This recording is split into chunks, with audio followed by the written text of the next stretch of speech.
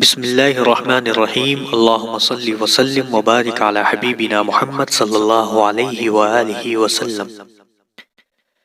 سورۃ التوبہ، یہ قرآن کریم کی 9ویں سورت ہے اور اس کے 129 آیات ہیں، یعنی یہ سورت 129 آیتوں پر مشتمل ہے۔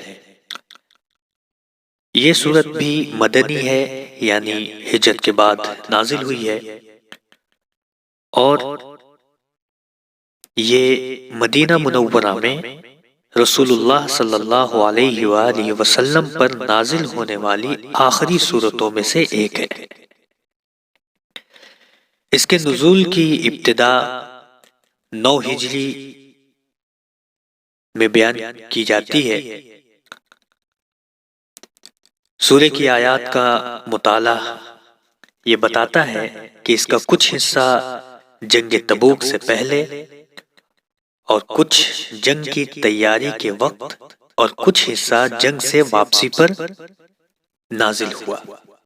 شروع سے لے کر آیت نمبر 28 تک کا حصہ مراسم حج کا موقع آنے سے پہلے نازل ہوا۔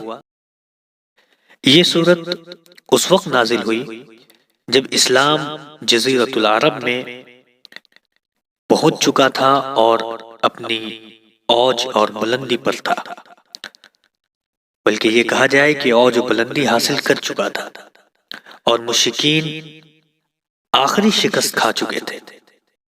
اس لیے اس کے مضامین خاص اہمیت کے حامل ہیں اور اس میں حساس اور بلند امور زیر بحث آئے ہیں۔ اس کے اہم حصے باقی مانہ مشرکین اور بت پرستوں کے بارے میں ہیں۔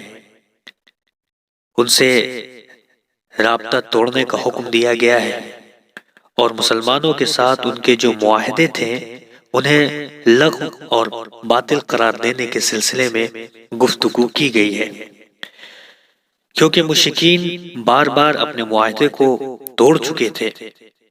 یہ احکام اس لیے ہیں تاکہ باقی ماندہ بت پرستی اسلامی ماحول سے ہمیشہ ہمیشہ کے لیے ختم ہو جائے۔ مزید اسلام نے چونکہ وسعت پیدا کر لی تھی اور دشمنوں کی صفیں بکھر چکی تھی، لہٰذا کچھ لوگوں نے اپنے چہرے بدل لیے اور مسلمانوں کی صفوں میں داخل ہو گئے تاکہ وہ موقع پاتے ہی اسلام پر ضربکاری لگائیں۔ اسی صورتحال کے پیش نظر اس سورہ کا دوسرا اہم حصہ منافقین کے بارے میں ہے۔ اس میں مسلمانوں کو شدت سے متنبہ کیا گیا ہے اور منافقین کی نشاندہی کرائی گئی ہے۔ اس سورت کا ایک اہم حصہ راہ خدا میں جہاد کے بارے میں ہے، کیونکہ اس حساس موقع پر اس حیات بخش امر سے غافل رہنا مسلمانوں کے ضعف، مسلمانوں کی پسماندگی یا شکست کا باعث ہو سکتا ہے۔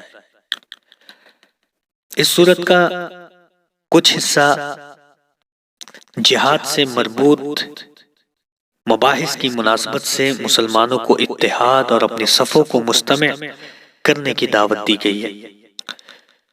کمزور دل اور سست قسم کے افراد جو مختلف بہانوں سے جہاد کے فریضے سے کتراتے تھے، انہیں شدید سرزنش اور ملامت کی گئی، اور اس کے برعکس پہلے مہاجرین اور دیگر سچے مومنین کی مدح اور تعریف کی گئی ہے۔